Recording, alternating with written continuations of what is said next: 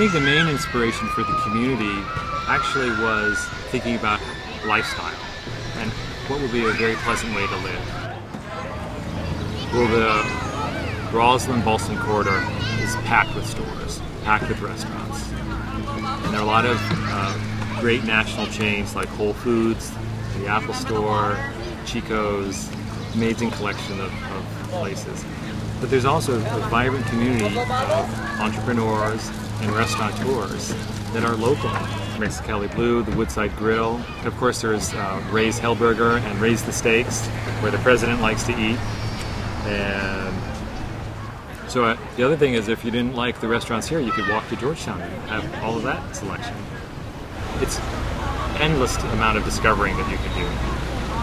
Arlington also puts a lot of energy into their parks. We see the tennis and basketball here, but there are other parks close by with tennis, basketball.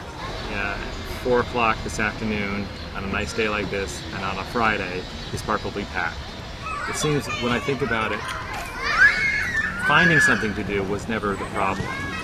It was just deciding which of all the alternatives was going to be the thing we wanted to do right now. And I think from a social point of view, you're bound to find people that you like, you become friends with, you have common interests. There's lots of running clubs. There are pacers up the street there that they have their, I don't know what it is, 5:30 running club, and you see the whole pack of them going out. Up by Gold's Gym, there's a bike store, and I think every Saturday they have their Saturday ride, and the pack of them go out. Arlington works very hard to have 24-hour communities, places where people can work, play, and live. Well, living here is amazing. You have such incredible access. The Orange Line, those trains come every 4 minutes, so you're not waiting around for a train. It's 3 blocks. That's amazing. The traffic in Washington is horrible.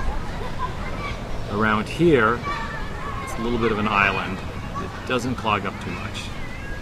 A lot of people here work downtown. A lot of them work in Arlington.